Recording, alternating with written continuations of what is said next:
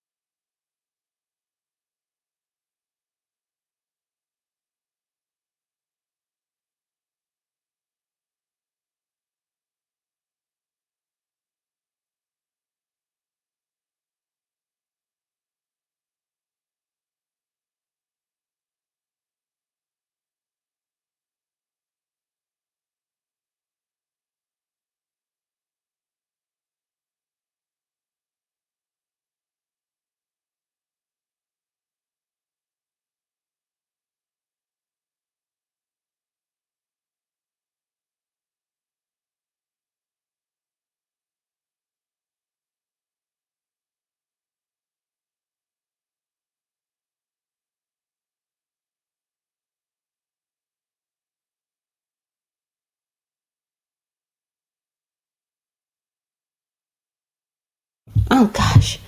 You know what, today, thank you for letting me know you can't. I don't know what the energy is about today, but that's okay. That is okay. So everything I just said, y'all didn't hear me. So I want to say hello to Arnie, to Dominate, to Angela, to Jeffrey. Welcome back. We had 2 shows earlier today, so thank you for coming back with me and us today. We are so grateful for you to be back with Sacred Spiral Network. And we have the wonderful Nancy Lombardo here today. She's a woman of many talents.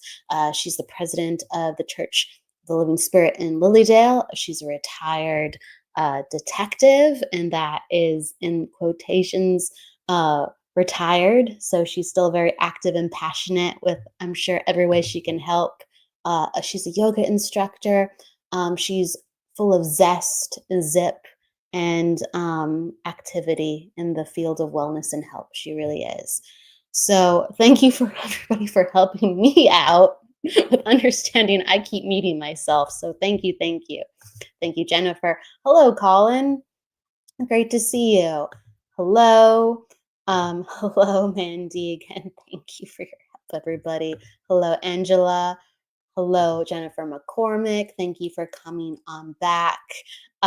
We had the earlier shows today, so I see familiar faces. Thank you with Embracing Infinity earlier, and also Lynn's show, Kaleidoscope of the Soul. Hello. Hello, Anessa. Hello. It's nice to see you again. Okay, so yes, we are diving into the Psychic Hour, and we are going to be talking with Nancy in just a second. Hello, Jennifer. It's all good now. Thank you, Army. I appreciate you. I really do. And we kind of open up this space with the topic of the day. Sometimes it's short and sweet, and sometimes it's more in depth.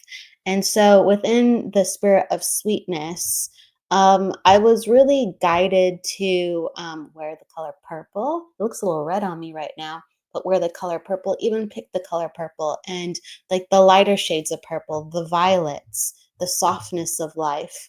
And there are certain vibrations that we like crave. There are certain vibrations that we gravitate to, whether they're our favorite color or we just really want to, be in that day, whether it's, oh, I want to, sit in this color chair, or wow, the blue sky is just really invoking me and taking me in.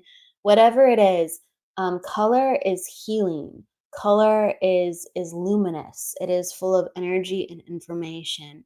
And the color of violet, and you can say that even violet has many shades. It There's a healing and there's a femininity and there is a true sweetness when I see violet. The softness of the purple lends itself to the imaginative realm.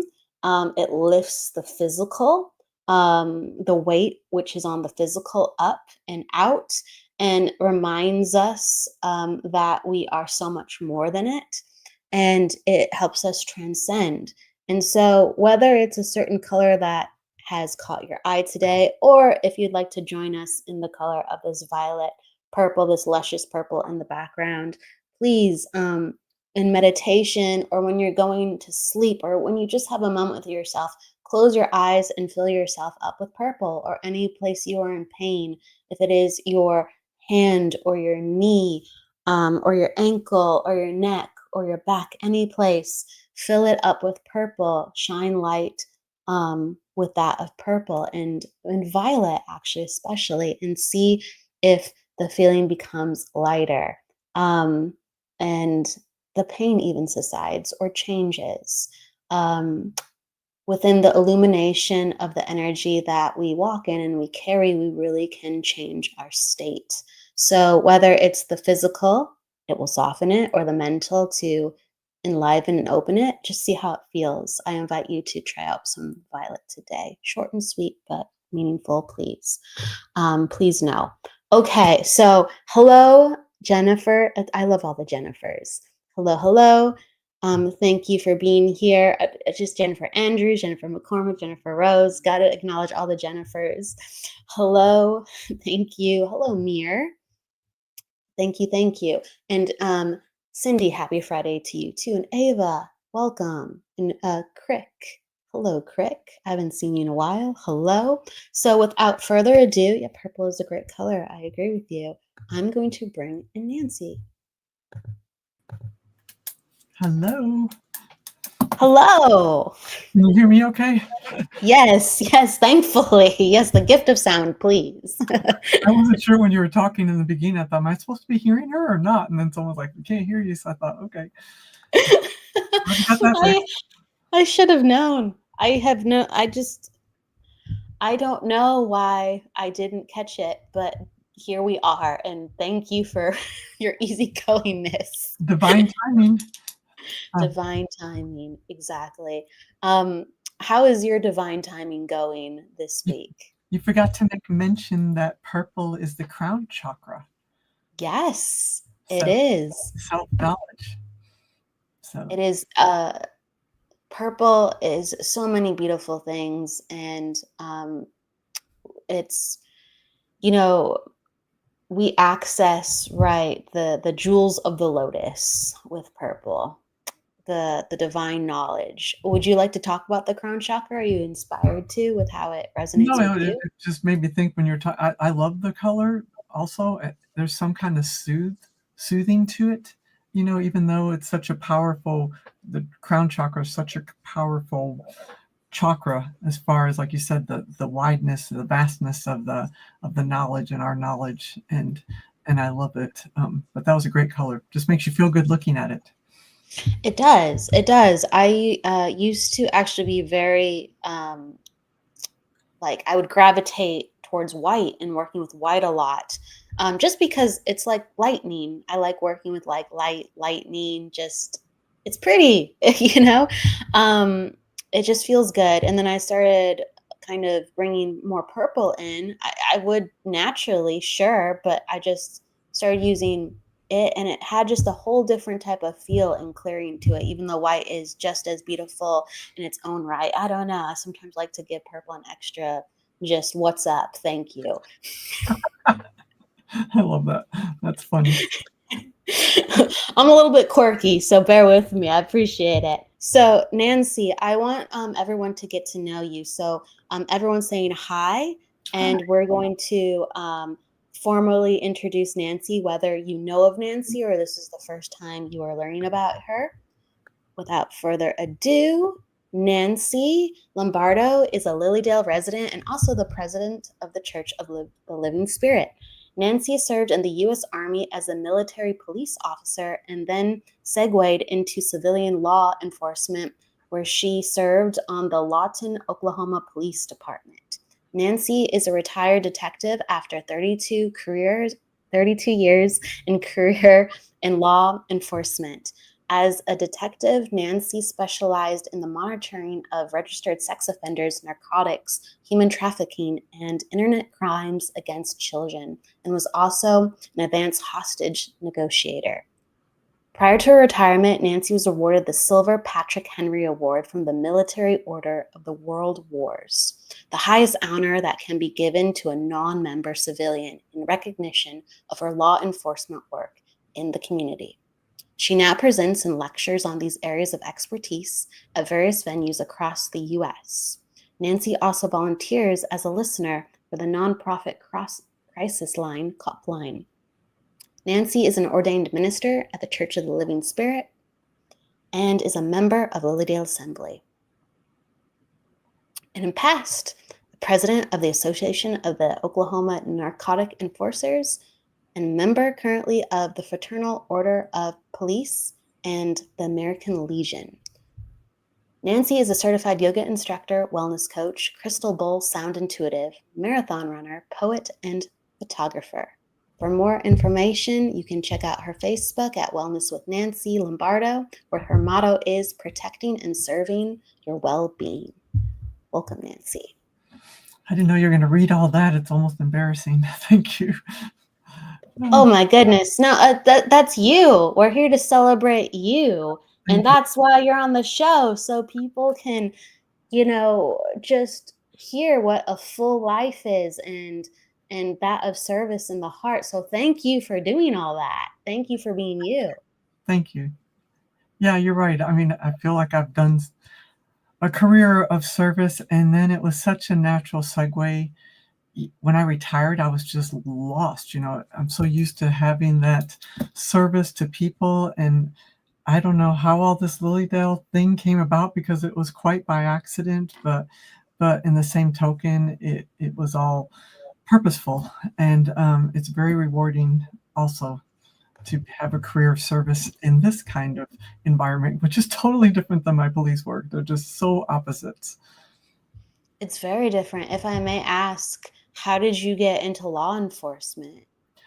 I believe it or not, I wanted to do it when I was in junior high school, and as a female, there weren't a lot of females in law enforcement at that time, and I've always been that person that wanted to do different jobs that would that other females didn't do. I mean, I was that person. Just like I was an MP in the military, in the Army, and there weren't very many female MPs at the time also. So that started it off, and then I don't know, I saw it on TV and I thought, I want to be that person. It was like that. And as you became that person, I mean, my goodness, you are an advocate for people. And were you just impassioned to go, if I can do it, I will. If I can help, I'm going to go do this. Like there's so many things you've done as a person of law enforcement, so many roles. Yeah, that's the truth. In all honesty, my family, we had a suicide when I was very young at the age of 9. And that suicide really set the trajectory of my life, because I think it also was a reason why I went into law enforcement. It was something our family didn't talk about, something we really didn't deal with. And I really felt like I wanted to help people. Not that that was going to be the only thing we deal with as police officers, because there's so much more in the spectrum, but there was a lot of that, to say the least. Attempted suicides, depressions, check welfare on people. And that was really the main thing that I wanted, was to be able to help people at their most critical times in their life. The most critical, yeah. Wow. My goodness. What is something that stands out to you when you cross the threshold to take on more responsibility within that work? What do you mean by that? When you decided to be a part of going after sex traffickers, for instance. Mhm. What made you decide now I'm going to fight for this group of people? Well, I was originally did 15 years of straight patrol work, and I worked in an area that was very drug infested and invaded, and so I liked going after that particular segment because it's just there's so many people right now it affects, as you know, it's affects a lot of people. And so I was assigned as a detective to what they called the special operations section, which we worked narcotics, we worked sex offenders. It was all kind of like you see on TV. The SUV unit. It entailed a lot of different things. So being assigned to that unit, there was an opening to work with the registered sex offenders, and it interested me because I was in charge of monitoring their whereabouts, and I thought that was an important thing to do to make people feel safe. So I took that on, and at one time I was in charge of monitoring 110 sex offenders. So Wow. it's a big task for sure. What is that process, if I may ask? Like, Well, a lot of times they'll get out of jail, the penitentiary, and they have to check in with their local police departments. And then there's areas they can live, there's areas they can't live. They have to check in either every 3 months, every 6 months, or once a year. And if they don't, they could be subject to arrest. So, as I was very fair with them, they also knew that if they didn't do what they were supposed to do, they would go right back to jail again. I was very strong about that. so did you have just a file of all these people and Yeah, okay. absolutely. Yeah, absolutely. You have to interview them one on one as they get out. And I did that for a long period of time. And hearing all the different offenses that they did, I mean, you can only imagine, with that many dealing with that many people, there's so many different crimes that they did to put them in that predicament to have to register as a sex offender. I decided that I wanted to start being on the other side of that to find the guys that were doing it originally and put them in jail.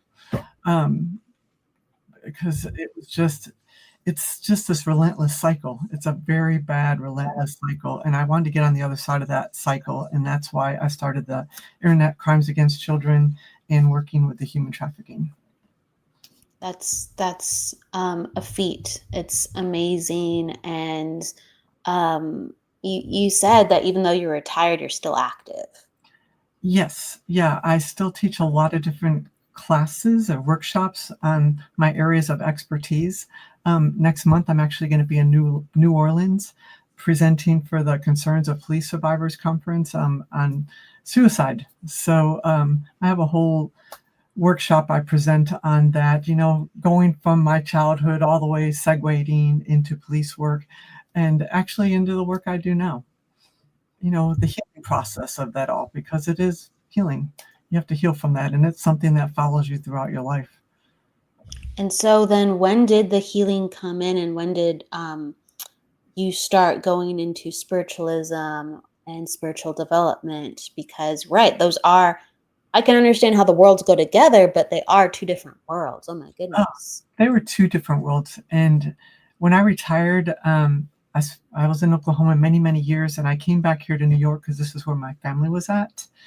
Uh, and I was lost. I mean, in all honesty, I was absolutely lost. We were talking before, being a police officer, it's in your blood. My blood runs blue. It'll always run blue. And I didn't know who I was without being a police officer, in all honesty.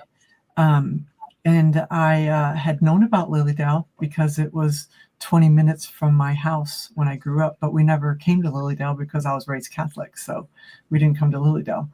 But right after my mom died, me and my sister came right here to Lilydale because we wanted to get a reading. And we were quite impressed with the reading. And she's still a registered medium here today, the lady we got the reading from.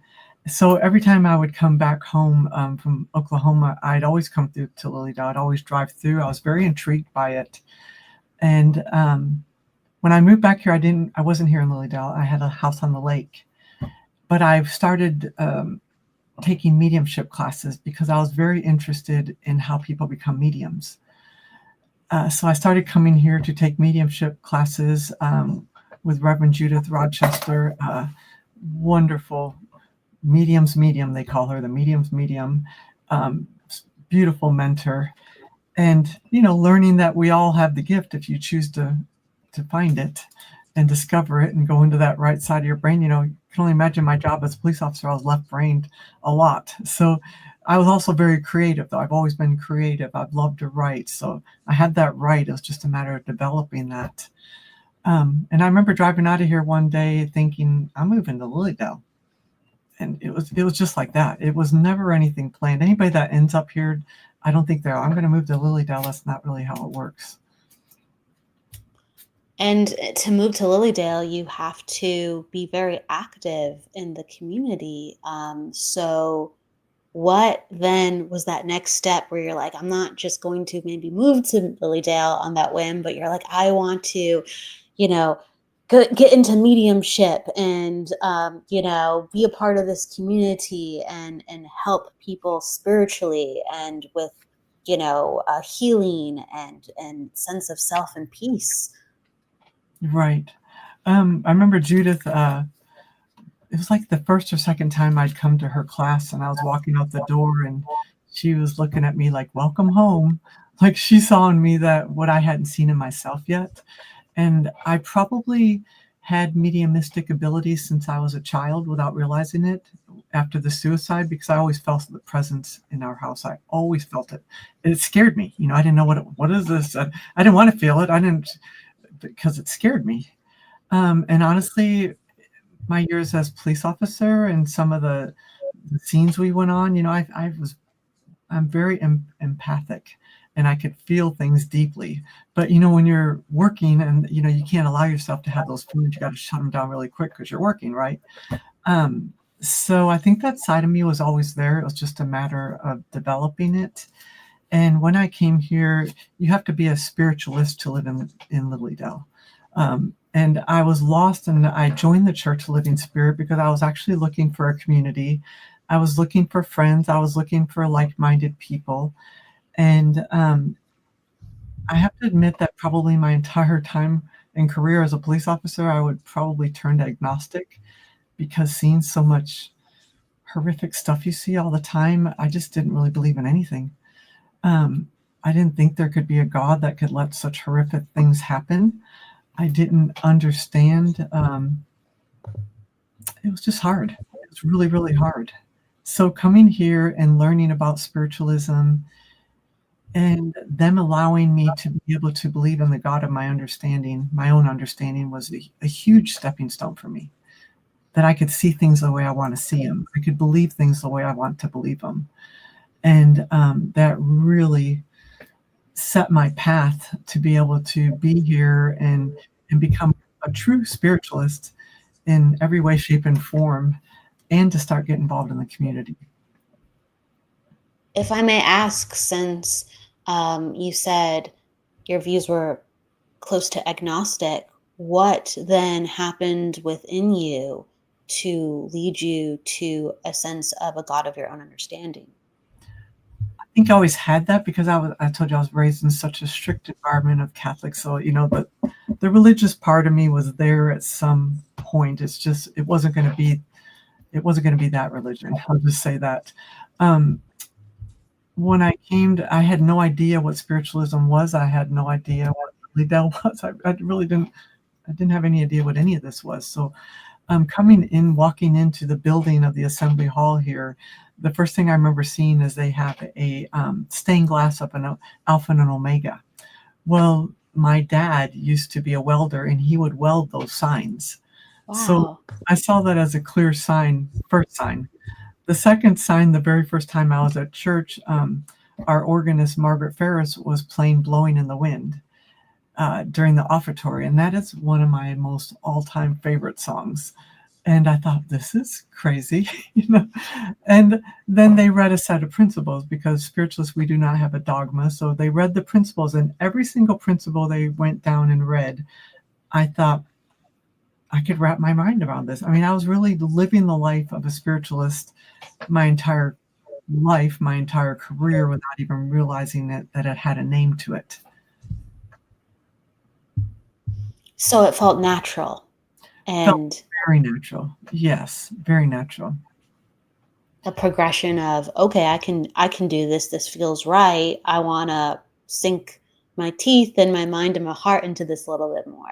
And I love the spiritual healing aspect, you know, of being a spiritualist. And I must say that I believe, and many people might not see it this way, but police officers, in and of themselves, a lot of us, were healers in our own way, shape, or form, in a different sense. Okay, like I told you, you're with people at their most critical time in their life when they need you the most, and you're there, even if it's for a split second, but you're there as a part of some sort of healing, however you want to envision that as. So this felt like a natural progression to be able to do it in a different environment and with different energy, of course. And it's a beautiful thing. It is a beautiful thing. When you were a police officer and detective, your intuition, even though your feelings weren't at the forefront, it was being utilized. Oh, 1,000%. 1,000%. You know, and I know a lot of police officers do not like to use the word psychic or even refer to that kind of word, but I promise you, call it intuition, call it what you will. You know, when your hair stands up on your arms, you know, you got to trust all that. It's the same kind of trust. It's the same kind of trust, and trusting your own instincts for sure saves a lot of lives.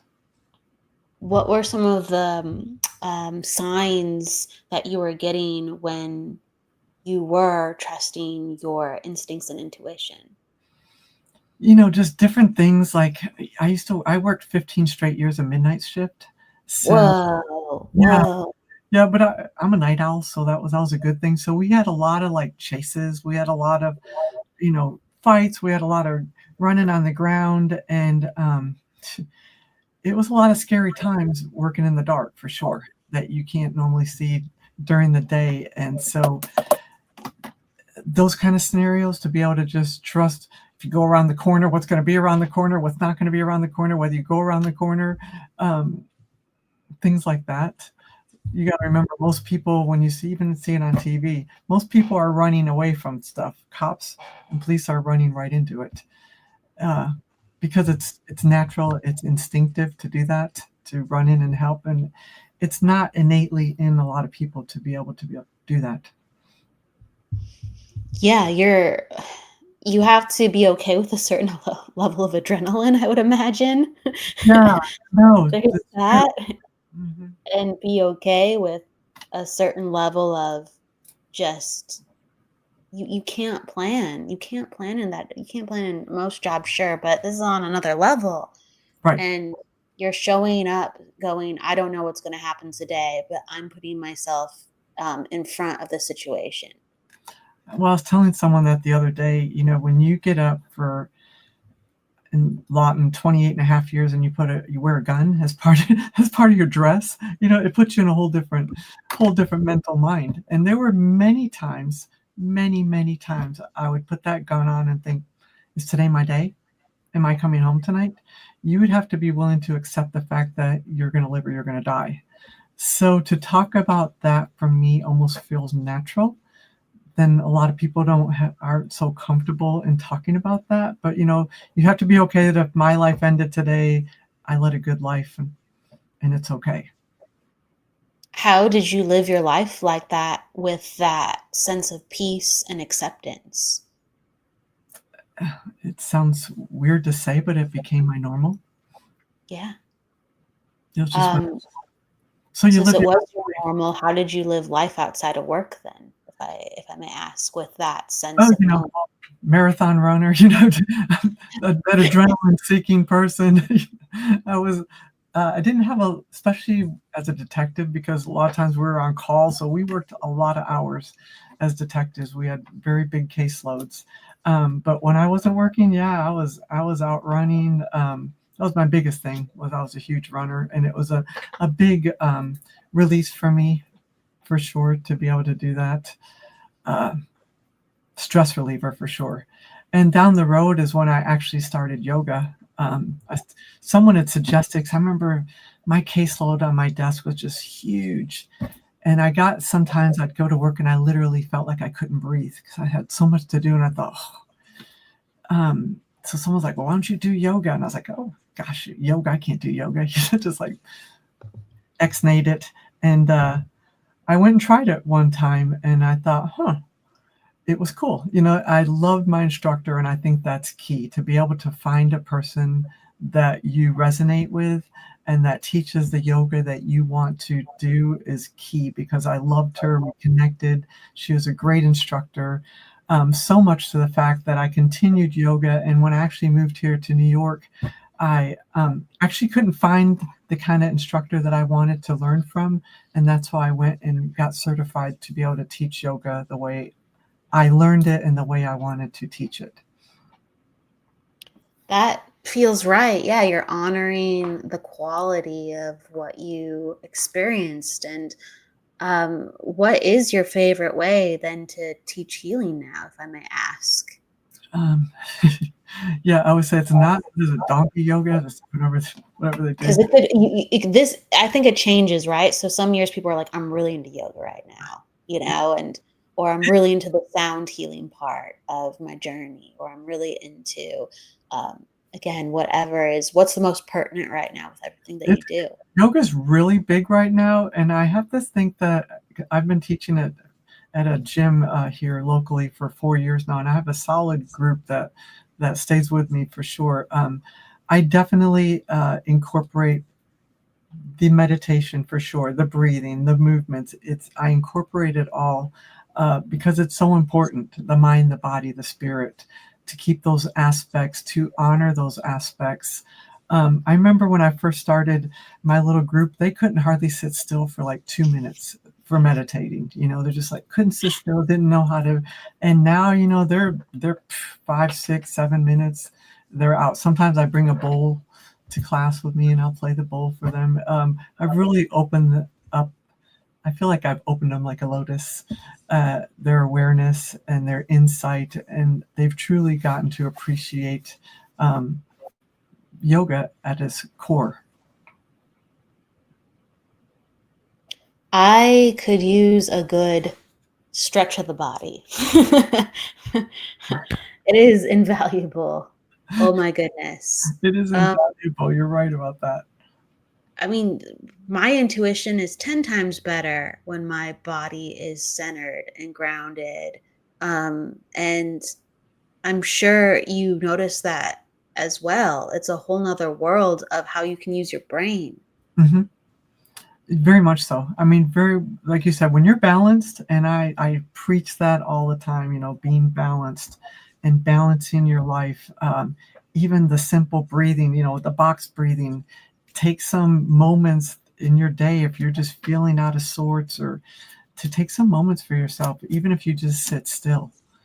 It's fine. There's so many different ways to meditate. And I would have to say my favorite way, probably not like most people, but my favorite way to meditate is when I go out running. I used to run, especially when I trained for marathons, I always wore music. So go out and do a 14, 15-mile run. It's just like, But now I got to where I don't run with music because I really am trying to listen to nature. I'm trying to listen to myself. Even the repertory sounds of your feet moving. And I really have found that I can write my best when I write a lot of poetry and I love to write. And the thoughts come to me when I'm running. And at least now I've gotten into the habit of stopping, recording it, because I swear if I don't, I forget it. And it sounds beautiful. And if I don't say it or put it somewhere, it's gone. It comes that quick. But it's really become my favorite way to meditate. Running, it seems like there's a part of you that has such zen in moving then. Because with the things, you're always keeping busy. It's like who you are. It's how you're a walking prayer through that. I'm going to backtrack to something you said a little earlier. When you're talking about being a police officer and that adrenaline, and what really happens with police officers, it's those endorphins. And most people, our endorphins, most people maybe go 20, 30%. Police officers are like way over the top. They're endorphins. You go on these high stress calls, you go on shootings, you go on those. It's way over the top. It's an endorphin level that you can't even imagine. And sometimes I remember when I was on those calls and I'd get back and trying to write a report, I didn't realize how hyped up I was because I couldn't even hold a pen. My hand was shaking so bad to even try to start a report. So I think what happens after you retire, they said you're always chasing that endorphin. You're always, because you'll never get it again. You're always trying to chase that level of high you used to be able to get when you worked, and you can't get it. So what do? I run myself to the ground, or I try to get myself amped up to be able to feel that way, but you just don't. So. But I mean, my goodness, you're working with even though it's very much a part of you, you're working with a different level of, I'm going to say, instead of endorphins or adrenaline, but a different type of high and ascension. Yes. Yeah, you're right about that. Yeah. It did. I had to develop that. I had to learn that there is a different type of way you can feel an ascension like that. Exactly. You're exactly right. Yeah. It's still very. I want to learn more about the endorphins side of life. I've never run a marathon, and that's exhilarating, I've heard. And so you're full circle. My goodness. There's so many lovely comments. I want to uh, bring them up and bring them forward. People are appreciating the service that you have done.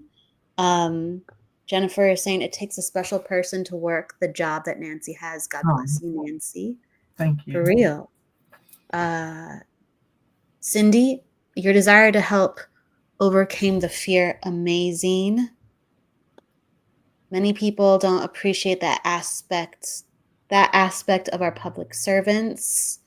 You're Cindy again, and Evelyn before said that. Cindy said, "You're a very inspiring person, Nancy. Can't thank you enough for your duty to this world." Colin, thank you for sharing your journey, Nancy. Incredible. That's sweet. Absolutely. I think people that say, if you don't think police officers get afraid, that's totally wrong, because there's not one police officer that can't say that they haven't been afraid, in my opinion, because you get afraid. But the thing of it is you have to go through that fear. You have to be able to work through and go through that fear. And that's a whole thing in and of itself. And I think that's really what separates many people for who can be in that position as a police officer, and even the military. It's the same kind of scenario. You just have to be able to go through that fear and be able to work, work and be in the right mind. And it's very, very tricky and hard. Yes, I can only imagine. How did you make it become your norm? Because you wanted to do this, so a part of you is very open to situating in this, I guess, stress or even fear. But what really made you go, okay, this is me doing it now. I've integrated it.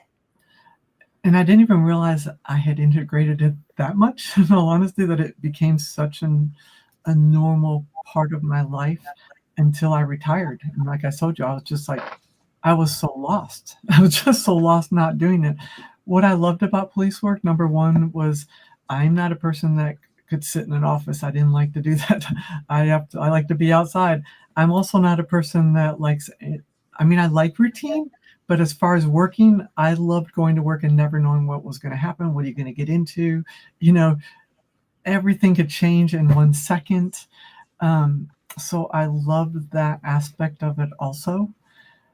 And just the people. I mean, I've met so many different people in so many different walks of life, and I appreciate that. I appreciate the mixture. I appreciate everything about people, their brokenness to their strengths. I appreciate everything, and it has taught me so much. What are some of the most inspiring cases that you've been a part of? Inspiring? Whew. For Well, you personally. aspiring to me probably wouldn't be aspiring to somebody else because That's what I, I'm saying for you personally. That's why I was like, "Oh, wait."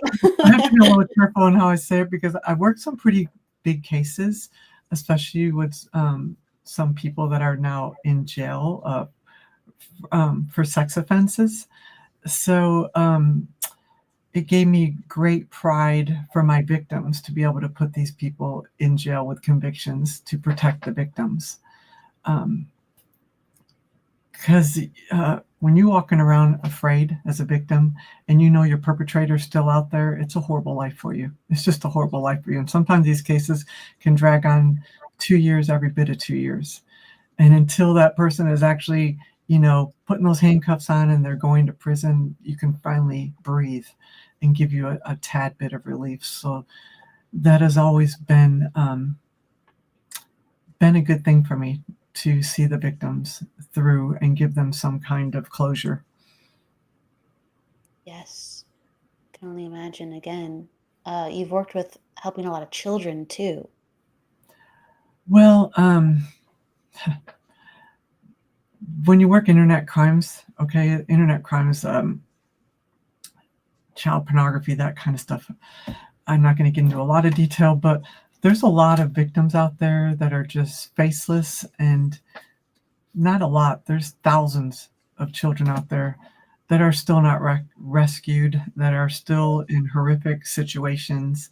So I must say, in working those crimes and in seeing a lot of these faceless and nameless victims on the internet that are forever out there, it really tears your heart out to know that they're out there still. Yes. Yes. But all this effort is changing the way things are handled online and changing the way that parents understand what the world is like, and even kids understanding what the world is like. It's Yeah, making a dent. yeah, I think it's making a dent. But man, I mean, technology is moving so quickly. You know, It and AI is just, you can't even keep up with it. You just cannot keep up with it. So it's very dangerous also. It's very dangerous. I trust that you hear still stories now of things that go on. Yeah, totally. Yes. With AI, if I may ask too, what are some of the things coming up that you've heard of? Well, I was actually doing some research for my presentation next month, for my suicide presentation, and there was some disturbing things. There's actually a lawsuit now against one of the AIs because, and I read the whole thing. They had it in the news that the kid was talking. It was a kid under the age of 18 talking with AI who was basically telling him how to go about killing yourself, and it was just horrific, just Yeah. horrific. And thinking, because sometimes, the pandemic caused so much isolation with people, and people ended up staying in this isolation rather than getting back. I mean, many people got back out there again, of course, but a lot of people ended up staying in this isolation, what's turned into a dangerous thing. And now they're having conversations with AI thinking it's a real person, and it's not even, because it can feel like a real person. They're talking to you back and forth like, gosh, giving you advice and this and that, and you could feel like it's a real person, but it's not. And it's a very, very critical point of what's real and what's not real. Yes. Yes, there's so many even prompts where, you know, they can be right there, the person, but they can change the appearance, the voice, whatever they need to do to get to their end. Right, right. And the stakes are so much more complicated with what, how the pressure can be applied with how some people can get what they want now. And right, yeah, oh my goodness. On the healing side, um, you are a sound healer, and so you use crystal bowls. And how do you facilitate that space for people? Um, yeah, I started that Actually, I became a spiritual healer first. Um, through the church. And I've worked at, we have the Healing Temple here in Lilydale for people that don't know. And believe it or not, our Healing Temple draws in more visitors probably than people that come here for readings. People love spiritual healing. And it really surprises them, I believe, when they go into the Healing Temple and a healer will spend 3, maybe 4 minutes with them.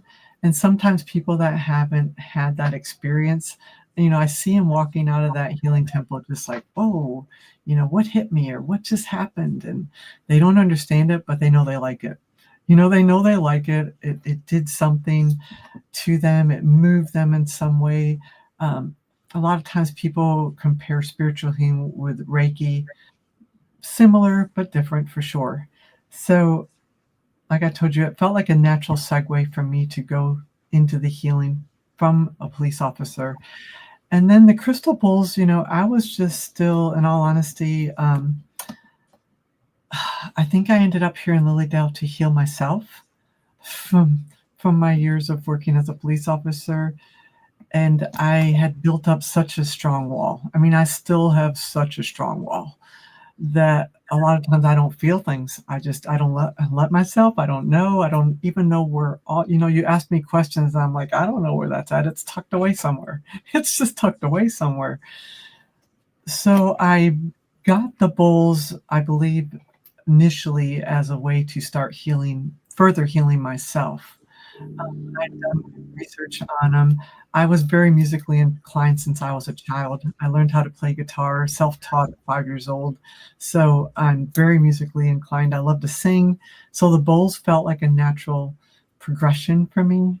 And I started playing with them, moving with them, using the energy with them. And I like the way they make me feel. So I intuitively work with the bowls, and I intuitively work with the bowls with groups also. Kind of like reading the room as a medium, same thing. And I feel like they've done not only wonders for myself, but I know they move people. Like I said, they go through those chakras and they can really move that energy and move places that might feel blocked. And I love them. Do you find that you mix any hands-on healing or other modalities with the crystal bowls when you hold space for people? Yeah, not so much hands-on healing, but it's definitely, like you said, it's holding that space. I told you we're doing a sound healing tomorrow, and we're completely sold out. I have a friend, we do it together, and I've already been down there today, clearing the space. It's setting the intent of the space, you know, um, and it's a whole thing before people actually come in to make sure that it's all perfect and ready for them to come into that space of intent and clearing, and to be able to allow them to lay down and clear their minds and use it as healing for themselves. So even though tomorrow's sold out, where could people come and be a part of the next one? Well, we are doing our next one not until December 12th. Will be our It's next one coming here. up. Yeah, it's coming up here in Lilydale. We're calling it the Holiday Harmony. What's so cool about myself and my partner Ashley, she has bowls, I have bowls, so we do dual sound bowls, and it's a very unique experience for people. And on top of it, having it here at the Assembly Hall in Lilydale, which is a historic building to begin with, and the energy inside that building is just so undeniable. It's so undeniable. So sometimes I just, you like touch those bowls and they're the energy is just swirling all over that room. So it's a very powerful experience there. You've been in the Assembly Hall, haven't you? Yeah, yeah. It's every place in Lilydale has its own liveliness, True, true. and even more with adding energy constantly to it. Right? Yeah, yeah. So it's a lot of energy to hold. It's a lot of energy to deal with. I'll just say that it's a lot of energy. So you have to be careful with that. And then when you're bringing all these other people's energy too, it could be very overwhelming. By the time I'm done with those, normally, I mean, I'm wore out. I am wore out for sure. It zaps me of my energy doing it, but You it's a get good a thing. workout too. Yeah, yeah, it's a good thing. Not a bad thing. Colin has a question too as well. Um, he said, very interesting with overcoming fear, Nancy, regarding your work prior with being a police officer and active. Many people in the spiritual space encounter having to overcome fear to work with spirit. How did you find this aspect when you came into contact with spirit? Yeah, the big word on that, of course, we all say it, is the trust.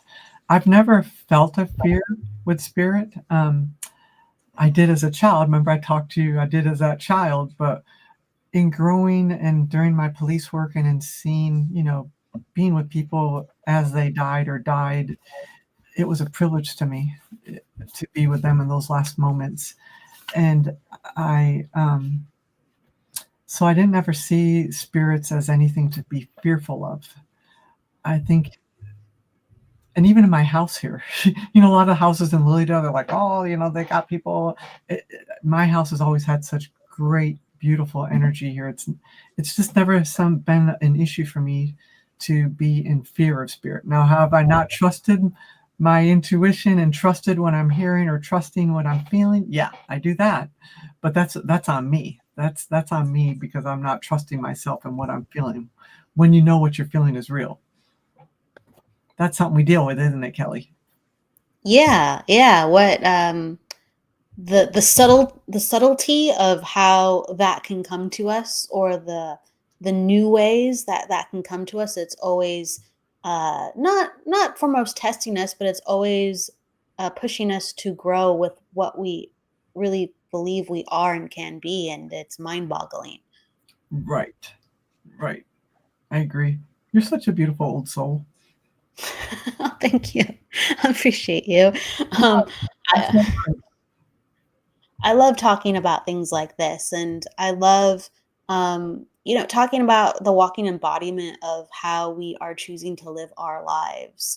Um, because if you're showing up, and you don't know what's going to happen next, whether it's in your job, but you've prepared in other ways of what is morally right to you, what is of your value system, what is of your personal just convictions.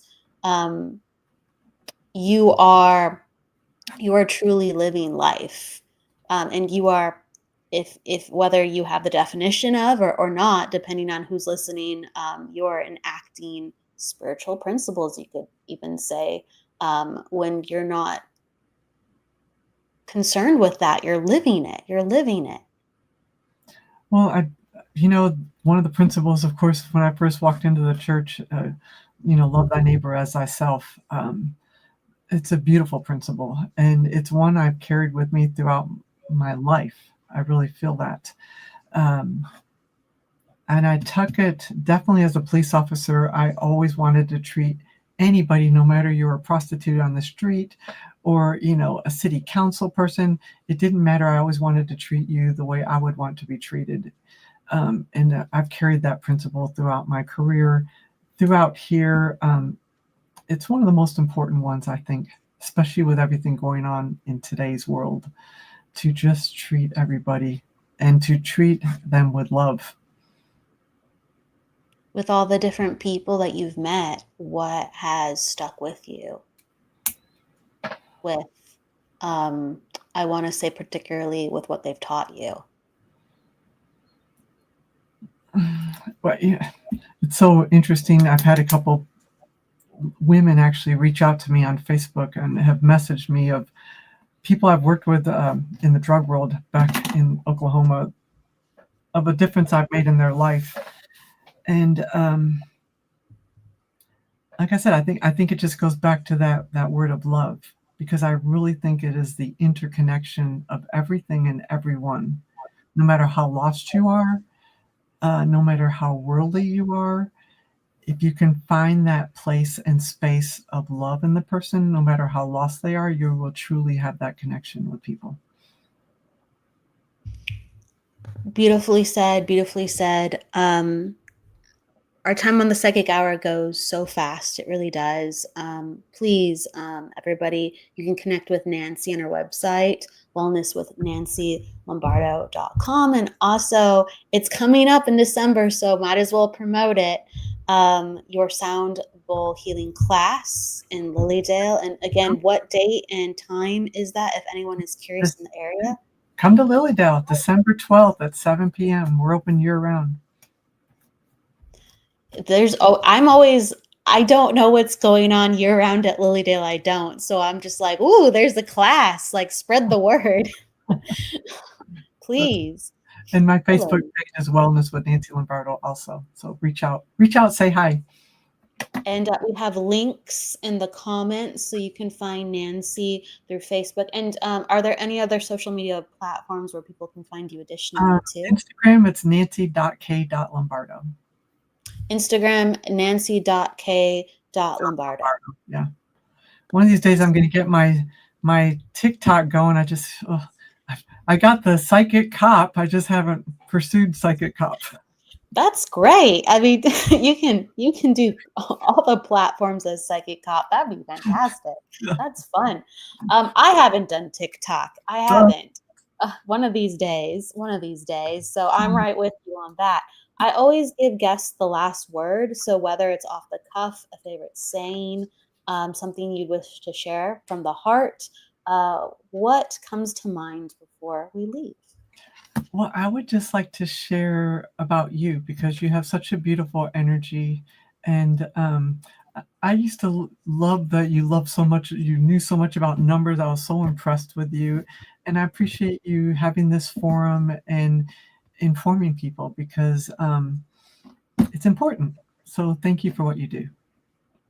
Thank you. I appreciate that. I will take the good vibes. I'm very impressed on just how you're an advocate for helping people and just being a protector. Like, woo-wee. It's awesome. Thank you for coming on. I'm sure you'll be back in the future. You're always welcome if you'd like to come on back in any capacity. Sometimes we have fun here with interacting with the audience with readings, and sometimes we just tell more stories on sharing from the spirit. So please know that you're welcome. And everyone is saying hi and goodbye and waving. Michael is saying TikTok is draining and exhilarating at the same time. He's a medium. We love Michael. And Jess, another medium. Oh my goodness. Thank you, everybody. With that said, please check out Nancy on her website and platforms. Say hello to her, interact. We will see you next week on the Psychic Hour. And until then, please go with love, luck, and light. And don't forget to live. Thank you again, Nancy. Thank you. Absolutely. Bye. Ooh, buttons. My buttons. It's not letting me hit the button. Oh, now it is. Wait, today. Bye.